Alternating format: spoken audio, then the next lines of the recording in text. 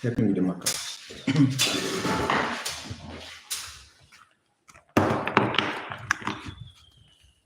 Good morning, my dear students. I'm Archie Francis Devan. Today, we are having a revision session on our live class where we're going to discuss everything that pertains to us, that concerns us, the areas of interest, because probably we've done a lot in this qualitative analysis, both cations and anions. This time around, we have to look at how to answer such questions when they come up.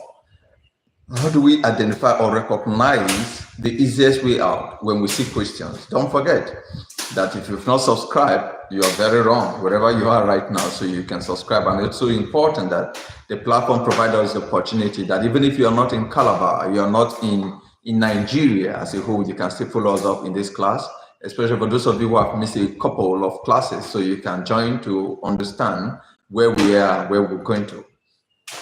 Behind me here, we have flame test. It is significant. The reason why I'm saying so is because I know things like this come out in your exam. So in flame test, which I'll tell you how it is being done, but it is important, pertinent, that you should go through everything which I'm giving to you right now, because when you see, of course, you should know how to deal with it.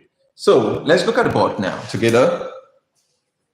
If you look here, flame test. Now, what is flame test generally? In flame test, in practical chemistry, qualitative analysis, what we do is we use a platinum wire, get a little of the sample that contains maybe sodium chloride, sodium sulfate, calcium sulfate, copper sulfate, whatever it is. We take a couple of it, all right, into a wash glass. Moisten the wash glass or the salt sample, we moisten it with corn hydrochloric acid. After which, with a little of it is taken using a platinum wire into the flame. We take it to the hottest part of the flame. When you take it into the flame, it exhibits a peculiar reaction. And that reaction should be able to give us the idea of what element is the ring in the sample. We'll be able to identify that. Like I have given to us, we have the cationic reactions, we have the anionic reactions, and also we have the flame test, even solubility.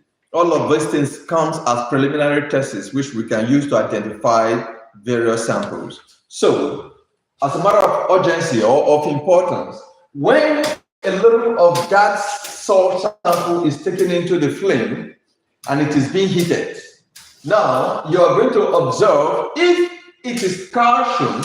Let's say the sample is calcium sulfate, all right? And I take a little of it in the platinum wire into the flame. It's going to give me a brick red. A brick red coloration will be observed. Or if you want to call it orange red. So either of these two, if you see them, you should identify or recognize. So whereas we say brick red, we have what calcium is present in the sample. If we have brilliant or intense yellow, then we have sodium. If we have yellow sparks, then it is iron. If we have violet or lilac, or better still, light purple, at least most of us are used to the color purple. So when we see purple, we know, all right? So light purple, we know that it is what? Potassium. And when we have bluish, the color is just bluish in nature, then it is what? Lead. If it is bluish green, then it is what? Copper. And if it is green flashes, it is what? Zinc. This is important. It is very important. Do not joke with this. Because I'm saying that because I know too well that things like this don't miss in your exam. No matter what happens, you're going to see them. So if you are able right now to memorize these things, then you are some steps away from making a good grade already. Because if you know them, we're talking about brilliant brick red, your mind goes straight to calcium. Intense yellow, you know what we're discussing or talking about. Then you've sorted yourself out, halfway out. So it is important. I thought I should bring this to us, all right? That is how significant it is. So we are generally going to look into our cations again. I understand that most of us, the students, have issues when it comes to cationic identification. It is important. I do not know why it is difficult, but be it as it may, everything lies on your practice capabilities. If you do not practice, there is no way you're going to know it. I need you to understand something. There is no knowledge if it is not in the memory. No matter how smart you think you are, if you do not read, you don't have any knowledge in you, then you are not smart as at that time. So intelligence comes by reading, and reading just by reading to understand and simply memorize. No science student survives without memorization. If you do not memorize, you cannot survive it. So we see a lot of people go through that intensely, and you'll be wondering why you memorize, why not you just understand. In chemistry, it's not the same. If an atom is the smallest indivisible particle of an element that takes part in a chemical reaction, that definition will stand for years. All right, it doesn't change. So even if I know that definition in my primary school and I do not know anything about atom again, I see it in my university, they ask me what is an atom, it's still the same. The reason why I will be getting it right is because I have memorized it. Chemistry is not English. English, I tell you before now, how are you? You say thank you. You say you're welcome. Now, before, thank you. You say don't mention.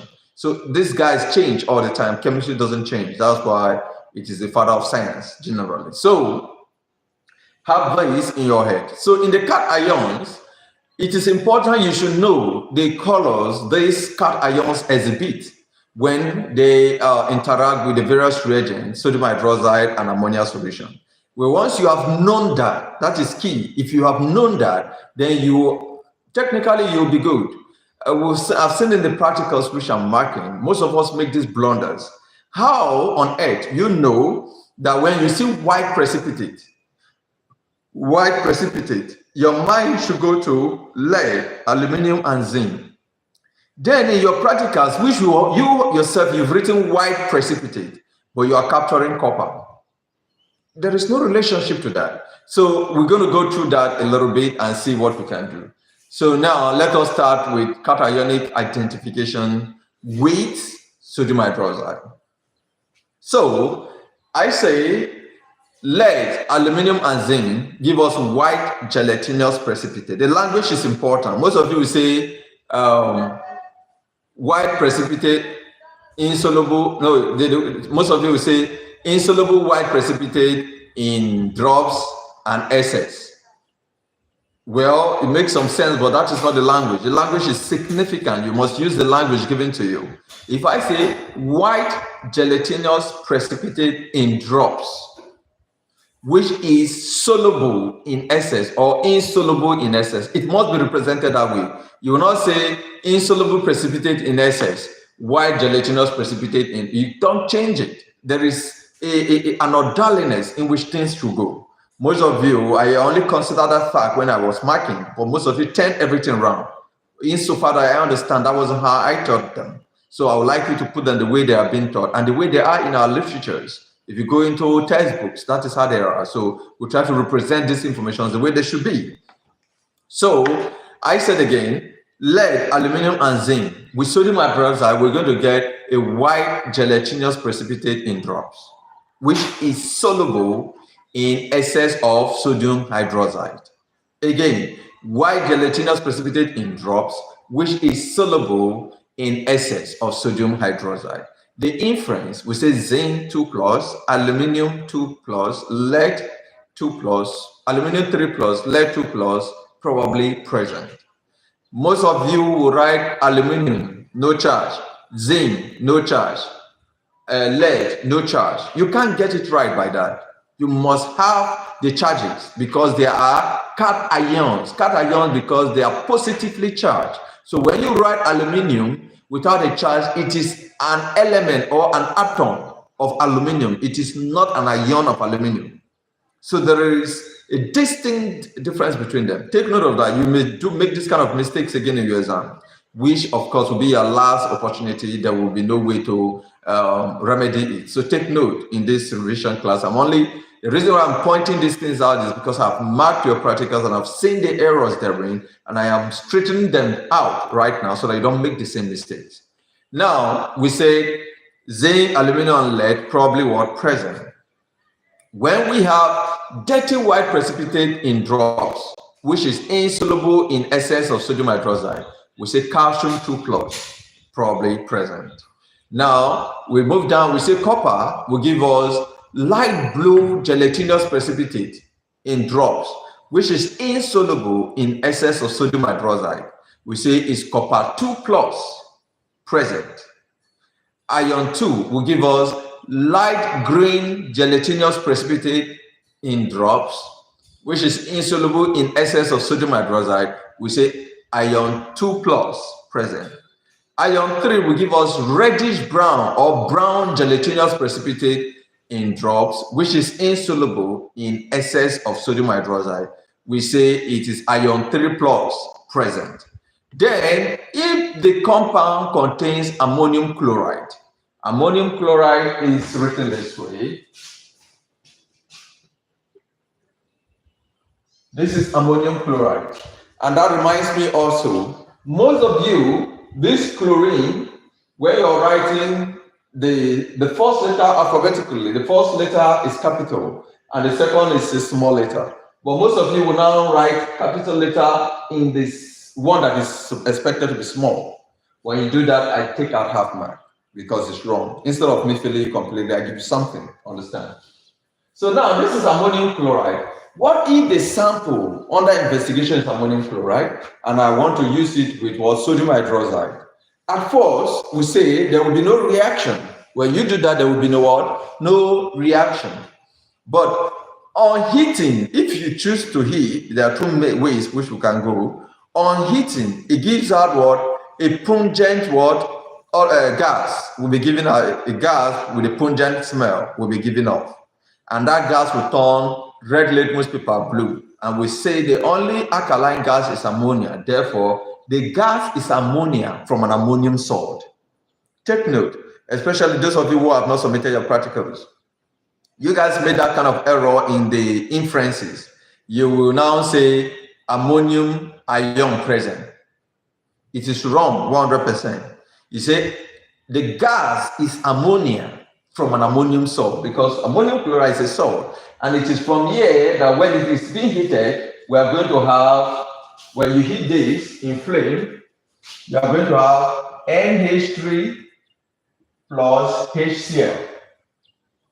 This is what comes out. That is the gas. This one gives you a pungent smell. Okay? So that is it. This ammonia is what you tell us the gas emanated, the gas given off is ammonia gas from what? An ammonium salt, which is ammonium chloride. Or better still, if I do not want it to heat, I'll tell you the sample above plus sodium hydroxide, of course, there is no visible reaction. Now, solution above plus corn hydrochloric acid. When you react that ammonium chloride with hydrochloric acid, it gives us what? A dense white fume will be emanated. That dense white fume is as a result of the presence of what? Ammonia, because ammonium chloride or ammonia with hydrochloric acid give us what? Dense white fume. That shows you that that compound contains ammonia. And you will tell us that gas is ammonia gas from what? An ammonium salt. It must have to be from ammonium salt because we are doing cation tests from various salts. So that is that. So you don't make any mistake. So if you know that it is white precipitate that is formed, you don't need to worry yourself. Your mind straight up should go to aluminum, zinc, and lead, especially when we say white gelatinous. But dirty white is unique. We know that is calcium. Copper is blue. Iron 2 is green. Iron 3 is reddish brown or brown. Ammonium chloride does not react. There's no reaction with sodium hydroxide until we either add HCl, it will give us dense white fume, or we heat it with, when we heat the sample, it will give us what? A gas that turns red litmus to paper blue, and the gas is always ammonia from ammonium salt. I don't think this is supposed to be very difficult if you pay attention to it. You must memorize it. You must understand it. Otherwise, you're not going to make it. If you understand it and you're inside the exam hall, that knowledge in your head already has given you an edge over others. Whatever you'll be saying will be expressed. You can easily just say, even without touching your hand or without carrying out the project rules. That is why I take my time, many a time, to introduce you to the principles and the color changes and the reactions therein before even the practical begins. So as you get into the lab, you've already acquainted yourself with what you are expecting. So as soon as you're saying it, your mind goes straight up to the part and you know exactly what it is. So let's look at anions, revision on anions too. Then I'll give us a series of questions on how to tackle them. Now in the anions, we have various anions. We say, first of all, anions are ions that are negatively charged. So if I have Cl minus, that is an anion. Now, in your reaction, in your practicals, most of you are writing this, 2 minus. I only consider that because 90% of you did the same mistake. Failing 90% would be hazardous. So I just decided to turn a blind eye on it. Some of you, if you check your manual, you see me cancel the 2. It's not Cl2 minus, Cl minus. Down here, Cl minus. And the C is capital, the L is small letter. So if you write C capital, L capital, I will underline it and I deduct half mark from you. Normally, for you to put that 2 minus, I should feel you complaining because that guy don't exist. So take note, don't make the same mistake in your exam. When you do that, there will be no alternative. There is already a marking scheme which is being used to mark that. We use it and mark it straight up. And if you fail, you fail. So take note now that you don't make those mistakes when the time comes. All right. So, like I said, in the anions, there are various anions. Let us start with SO4. How do we test for SO4? The reactions therein in SO4. That's sulfate ion, tetraoxosulfate 6 ion. So we say with sulfate, first of all, the sample will react it with barium chloride. Well, once you see barium chloride, your mind should be streamlined to the fact that it is used to test for SO4 and SO3.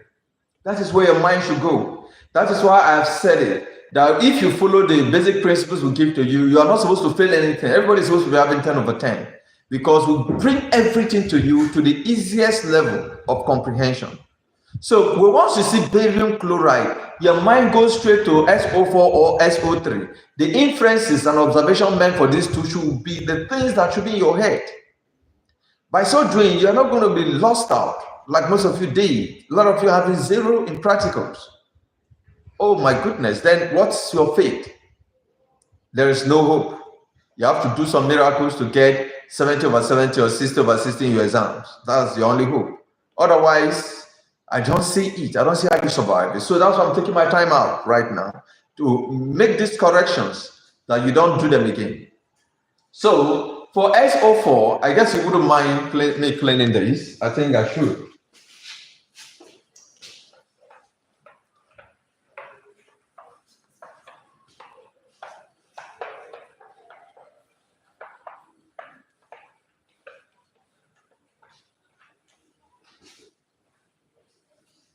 All right, if I want to test for SO4, first, there will be a reaction, which we say sample plus barium chloride. Of course, we're going to get a white precipitate. This one does not have gelatinous, so we just have white precipitate form. As soon as we see white precipitate, our mind goes straight up to SO4 2 minus, SO3 2 minus, CO3 2 minus, X 2 minus, probably present. I'm not adding chlorine, although I know chlorine will give me white precipitate, but chlorine does not have anything to do with barium. All right? If I call silver chloride or silver nitrate or silver whatever, then your mind should go to chlorine. That white precipitate may include chlorine, but this time around is barium chloride, so I don't have any business with chlorine. So that's why I did not add it in the inferences. Even if you do add it and chlorine probably present, there's nothing wrong with that. Then after doing that, the next step is that solution which you have the white precipitate. In that solution, when you add what? Dilute hydrochloric acid. The white precipitate therein remains insoluble in excess of dilute hydrochloric acid. And you know that it is SO42 minus confirmed. You confirm it. Why? Because you know that SO4 is not soluble in excess hydrochloric acid, but SO3 is soluble. So if it is SO3, it would have been soluble. So you will not confirm it. And CO3 will be soluble, you will not confirm it, so you proceed further to identify. But SO4 will be insoluble directly. As soon as you see insoluble, what? You confirm SO4 confirm. Don't tell me SO4 present. Although I didn't feel any of you who said that, but it is wrong to say because that is a confirmatory word reaction to tell me that it is SO4. I don't need to go any other place. I sort it out directly. So that is for that. What if it is for SO3 2 minus? Some of you write capital S and write small o3. All these things are erroneous. You must take note of them. Chlorine, capital. It's erroneous. Even bromine, you write capital. I will minus, just see underline therein. And all of these things, CO3 2 minus. Some of you write CO3. I've seen a couple of them. Some of you write small c, capital O3. There are a lot of them. If I were to be 100% strict on the principles, majority of you would have failed. Like this one, I'll fail. But what I do is I will underline it. Some of them I don't even, because they are coming too numerous. I'll just underline it and take out minus 1/2. So instead of you having 1 mark, I give you half. All right? So take note of this. Don't make this kind of mistakes. It is that significant. All right, then we'll continue. Now for SO3 2 minus, if we want to check this, we say the sample plus barium chloride, we're going to get what? A white precipitate form. Then when we have white precipitate, we say SO3 2 minus, CO3 2 minus, SO4 2 minus, S2 minus probably present. Then the sample above plus dilute hydrochloric acid in excess, we say the white precipitate. Remember when we say precipitate means it does not dissolve. That's the difference. When we say white precipitate in drops, we know that that solution is not soluble, it does not dissolve. Now, that is why in excess you must specify which is soluble in excess or insoluble in excess. You must specify that. So once you see white precipitate, know that that solution does not dissolve. So when we have barium chloride with hydrochloric acid, we say the white precipitate becomes soluble in excess hydrochloric acid. Now our inference is being streamlined to CO3 2 minus or SO3 2 minus. Now, what next do we do? We now have to acidify the system and add KMNO4. Now, when we add KMNO4 into that solution, of course, KMNO4 is purple, all right?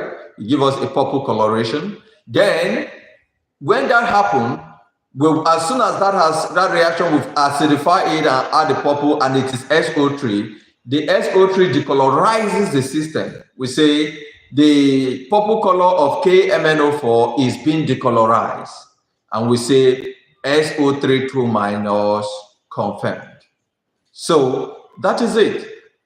We use that to identify. So in any of these reactions, maybe I'm giving you an overview of what you should deal with, and you see KMNO4 add a little dilute tetrazosulfate acid followed by KMNO4.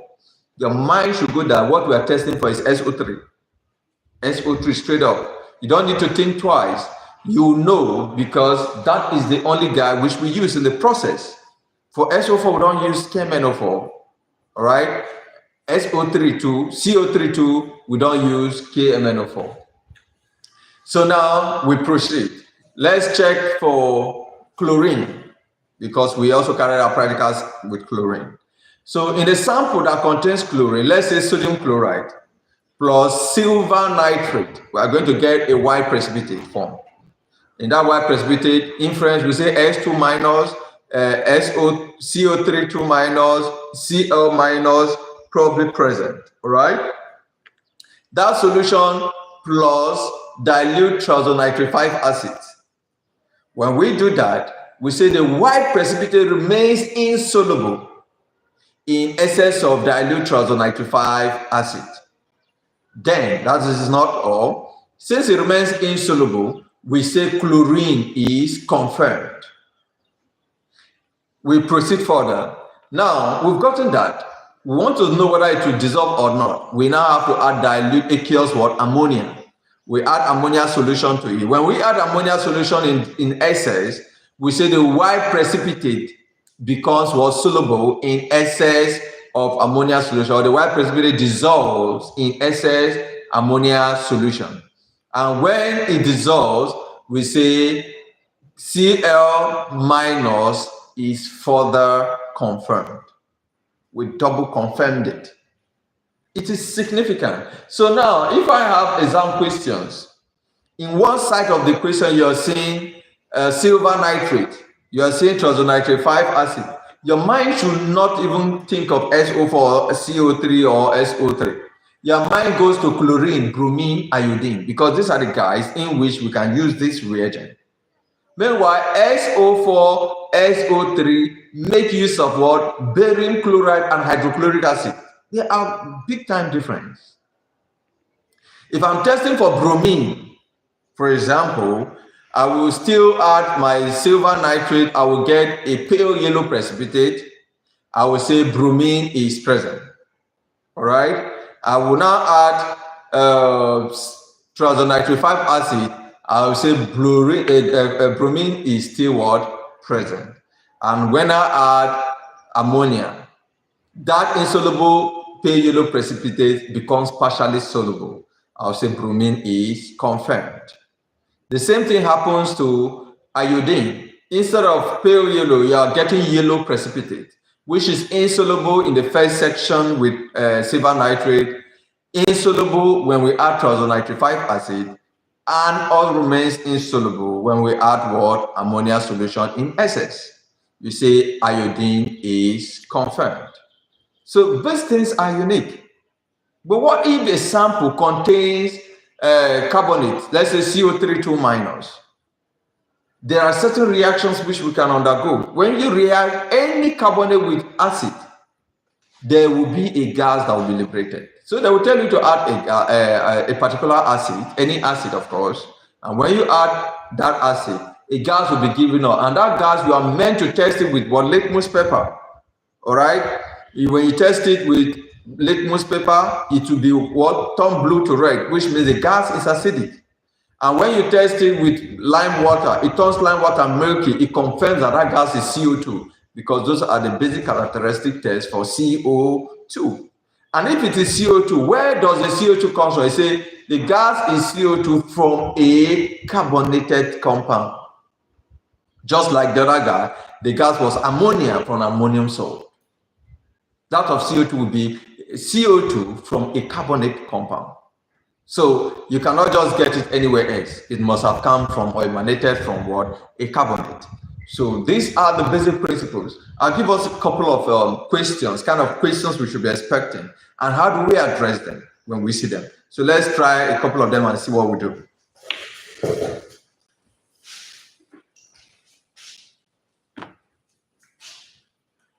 You will be seeing a table like this in your exam. It's compulsory that you will see it. What is not compulsory is what is inside.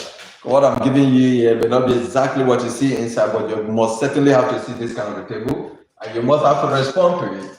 Otherwise, you are meant to lose a lot of marks. Okay, I have this table. I say A plus barium chloride,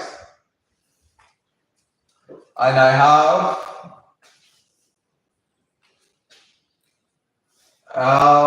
SO4 2 minus, SO3 2 minus, X 2 minus, probably present. These are the inference. This is the table and this is the question. I'll call this 1 because it's a long table. You will come to 1 and tell me what do you think is observation there. Now, I will say solution above plus HCl. And here, I will tell you why precipitate.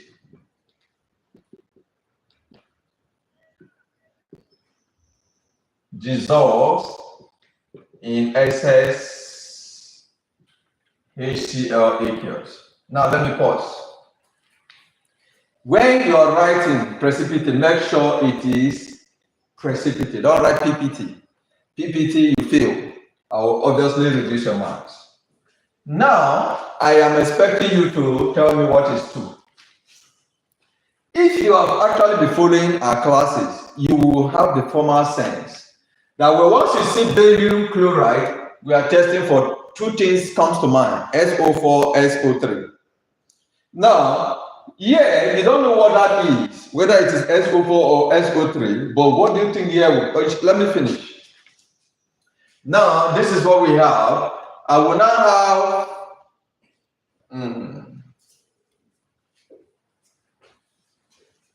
I'll call this 3.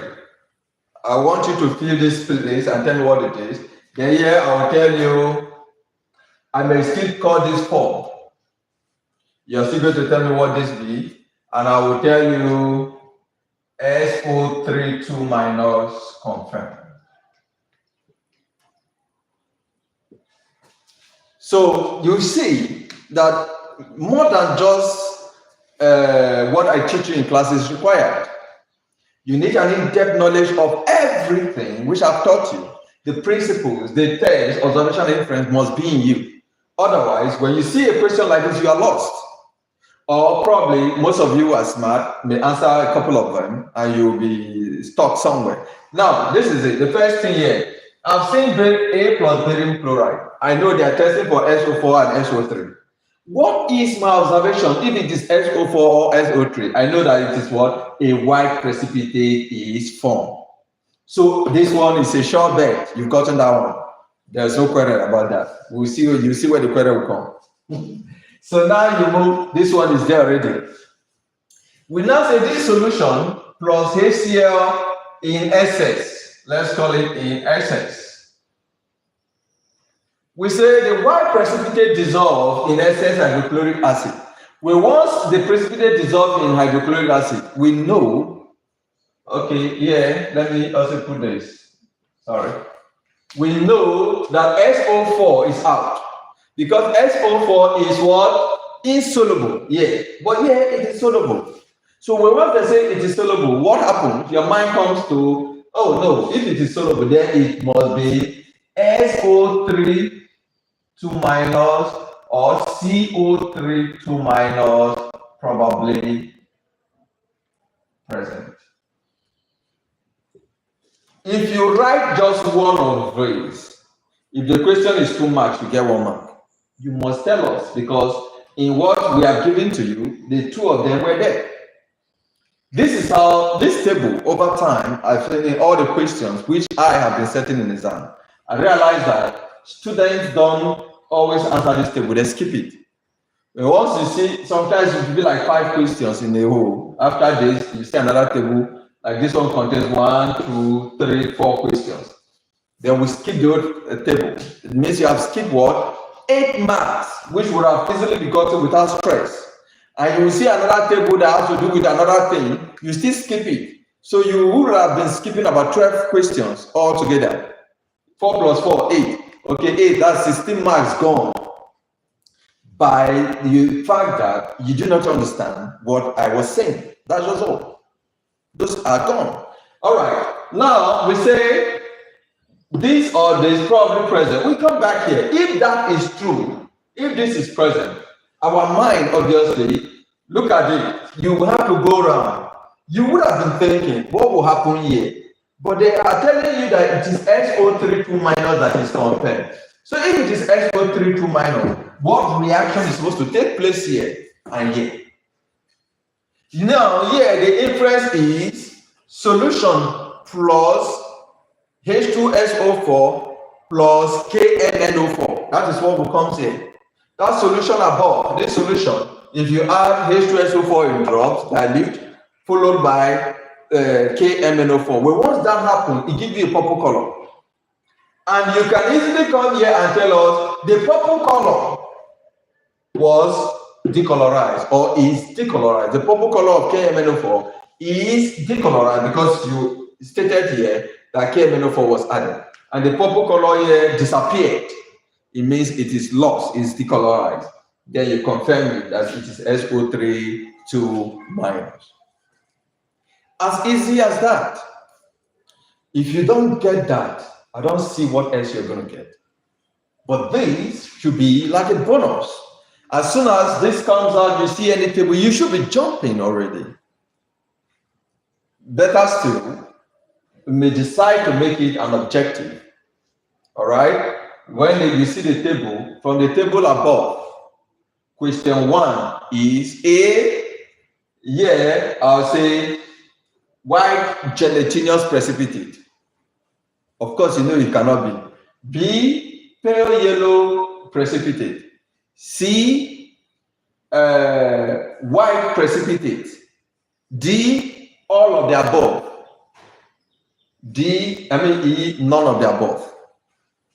If you don't still know it, you will not know it, that it is just white precipitate. Some of you who understand a little will now take white gelatinous precipitate, you now fail. And some of you who are confused will say none of the above, you are lost. Or some of you say all of the above, because when you are saying this precipitate, you get confused somehow. So it is important that you just have to master the principles. That is, if I choose to make it an objective. And here I will say SO4 or CO3, S2 minus or SO3, SO3, CO3, I'll mix them up. And if you still don't know it, you don't know it. And the same thing here, I will ask, add a little triazonitrified acid followed by KMnO4. Add a little H2SO4 followed by CR2O7, that is dichromate, and so on. If you don't know, you still don't know. So it is important you must understand these things stepwise. This is like a revelation, let me put it that way. Revealing to you what you should be expecting, how to deal with them when you see them. That is it. We teach you to pass. Even if you have to memorize to pass, memorize and pass. What is most important is that you have passed. Most of you will not do these chemistry things again after your 100 level, like electrical electronics student, mechanical engineering. You only apply a little of it in the other part of whatever you're doing. Fluid mechanics, you have to apply a little chemistry and physics, and so on. But you need this one to pass, so you must pass, and you must only pass only if and only if you study. All right, let me give us another sample of what we can easily see in our exam.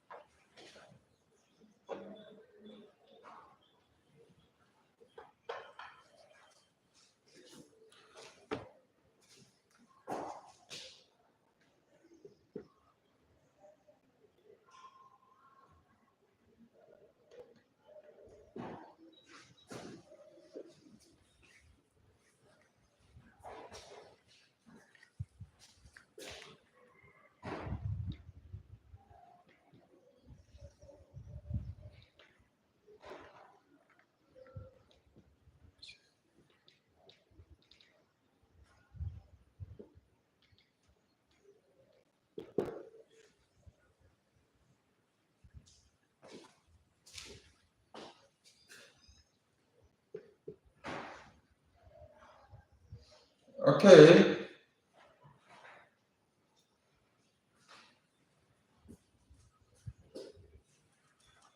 Let me change this to history.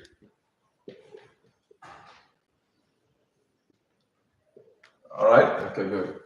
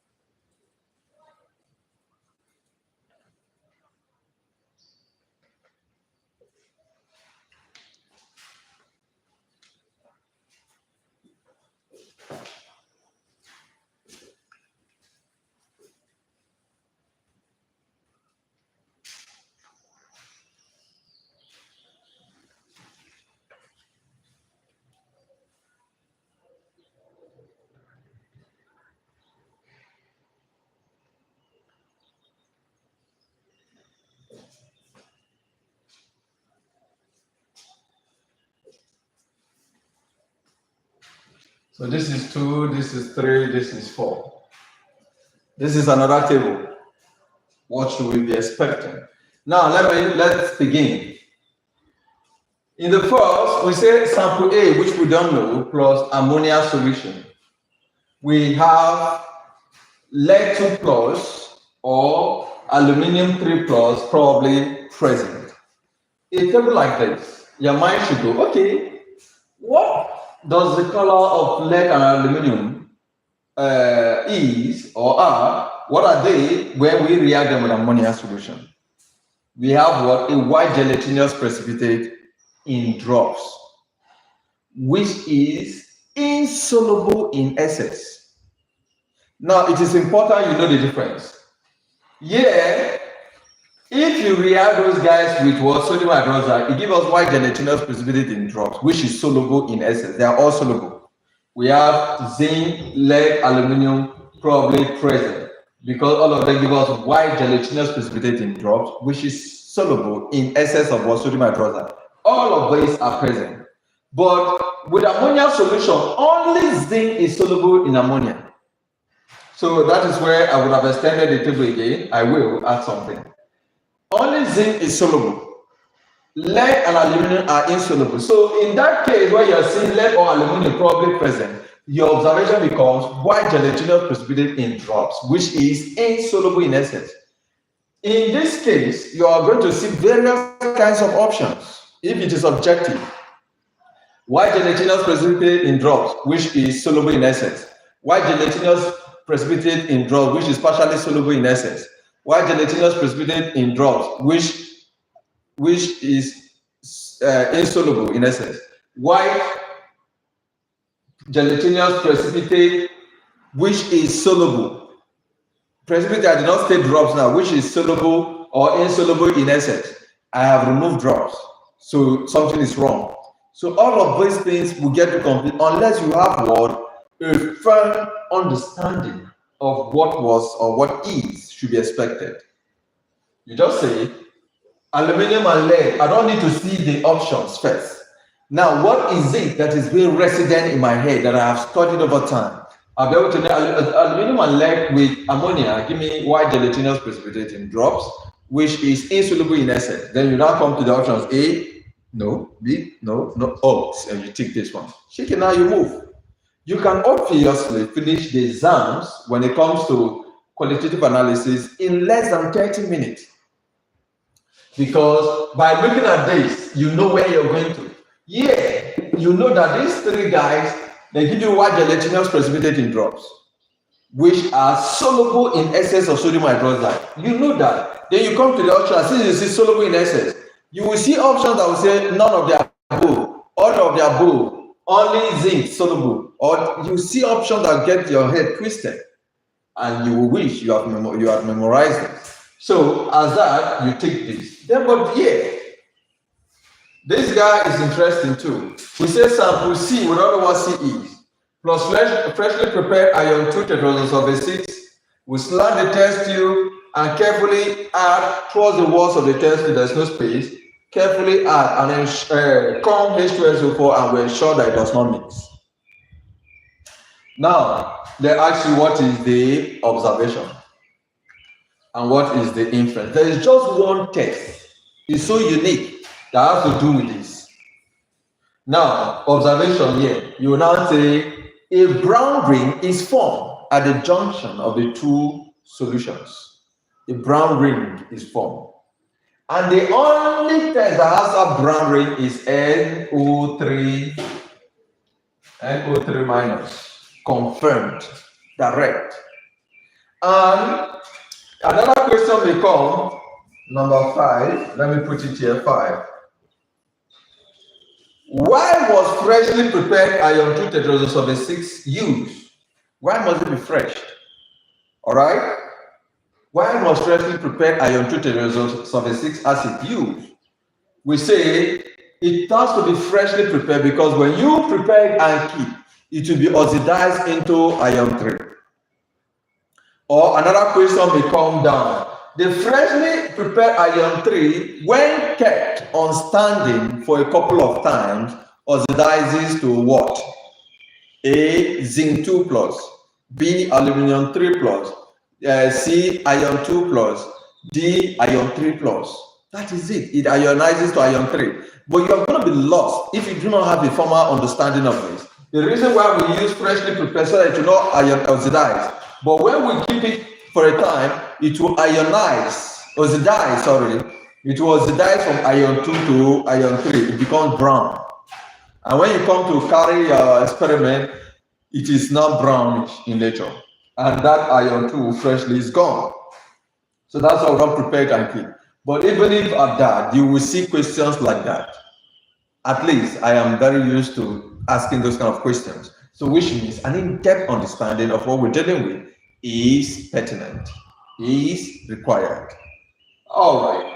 I think let me give us one more format of what we should expect. Good.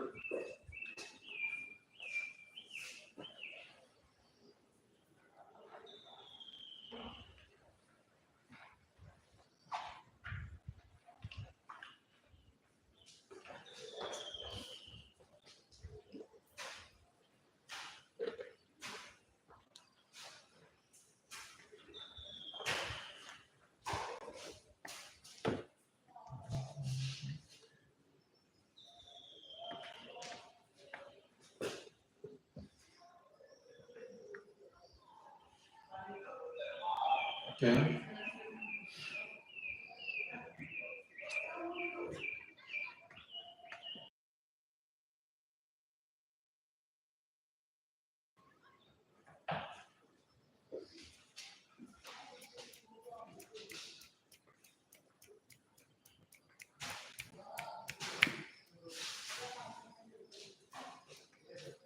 Excuse me?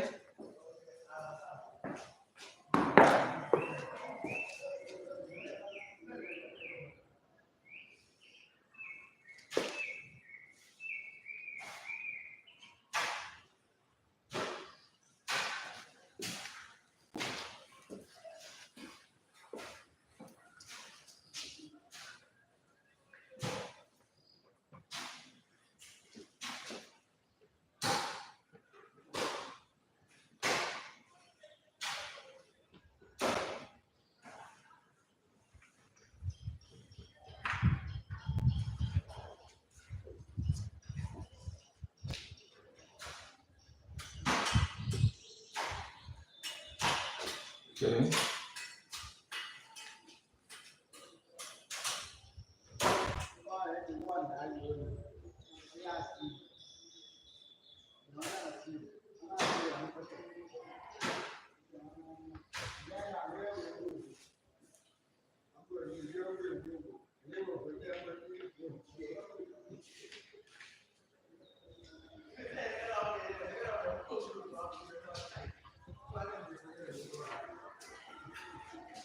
Okay, so just questions like this. All right, we're going to look at this instance too. We say A plus sodium hydroxide, there's no visible reaction.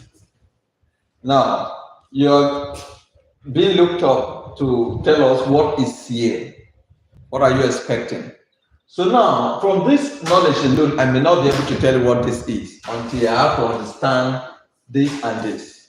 Sometimes the question comes in a manner that you cannot answer it directly, but you have to come and look at these other options that will take you back to that. All right? So I don't know what this is. Truly, I don't know. But when I have to see solution above plus con HCl, my mind will go back to, oh, I know where they are going to. This is test for ammonia. Because when we are testing for ammonia, we use a sample plus A or plus sodium hydroxide. There was no reaction.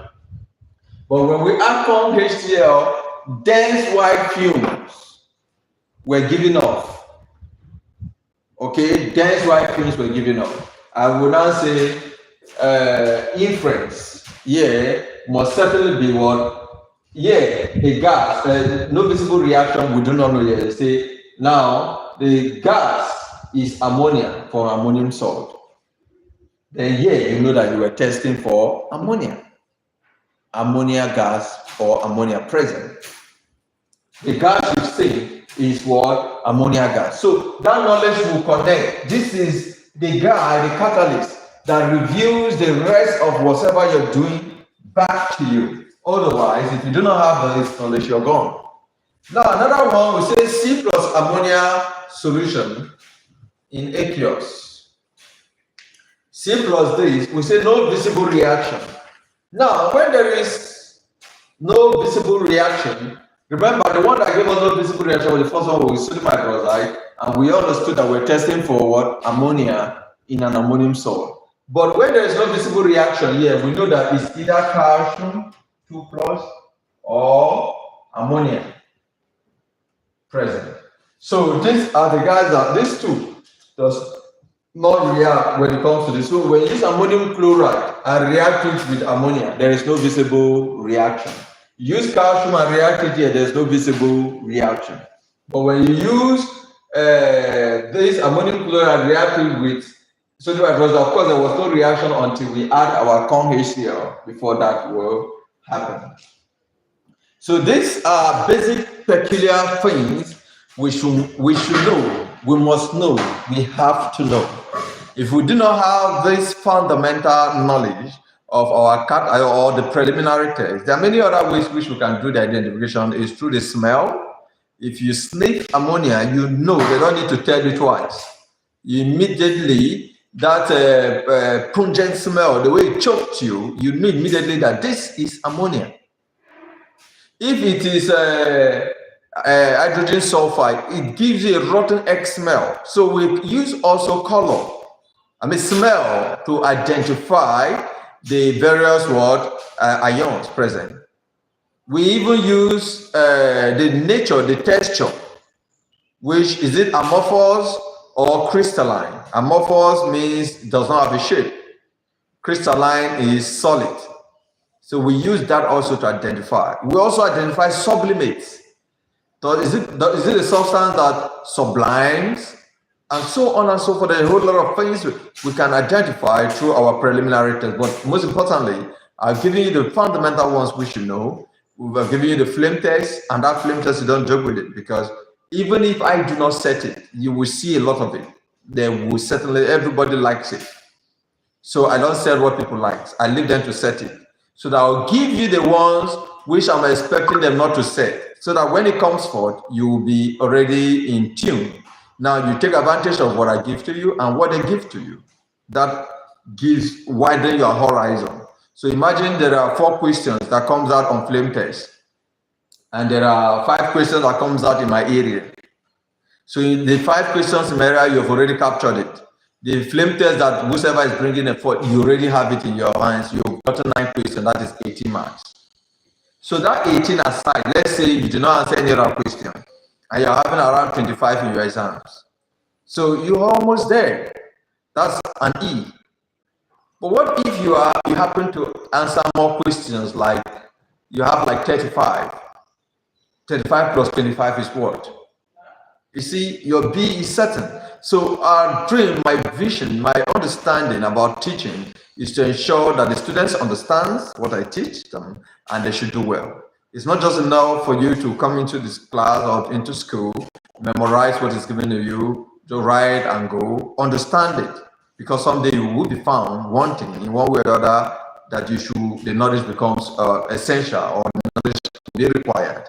So for the cationic test, we've said it that copper gives us blue, aluminum, zinc, and lead give us white gelatinous precipitate, and iron 2 is green, iron 3 is reddish brown. In the anions, we say that chlorine with silver nitrate give us white precipitate, and when the reaction proceeded with triazonitrile 5, it is insoluble. We react with ammonia solution, it becomes soluble. And for how they call it, sulfate SO4, we react the sample with barium chloride, we have a white precipitate. When we add HCl in excess, the white precipitate remains insoluble, which is SO4. If it is soluble, then we say SO3 or CO3 present. We proceed further by adding dilute tetraoxosulfate 6 acid followed by KMNO4. And the observation, we see the purple color of the KMNO4 becomes the chloride, and we say SO3 2 minus confirmed. Bromine give us what? Pale yellow precipitate, which when we add triazonitrile 5 acid, it remains insoluble. And when we add ammonia solution, the pale yellow precipitate becomes partially soluble in excess ammonia. And for iodine, we have a yellow precipitate. When we add silver, that silver nitrate yellow precipitate, we add triazonitrile 5 acid, the yellow precipitate remains insoluble, and we add aqueous ammonia, that same pale yellow precipitate remains insoluble in excess. For CO3, always have it in mind, when you react any acid whatsoever with a carbonated compound, it gives you a gas, which is carbon 4 oxide. And also take note that any gas that turns lime water milky is CO2 gas, and that gas must be acidic because it will turn a blue litmus paper red. And if you dissolve that gas in water, because it is an acidic anhydride, it will give you another acid, a carbonic acid, so a weak acid. So take note about all of these things. Now, what are the basic things we should use in our qualitative analysis test? We use our how they call it, test tube holder. We have our test tube. We have our gas, which were meant to burn these things to heat if need be, although we didn't use much of this. We have our wash bottle, which we use to put in water. We have our spatula.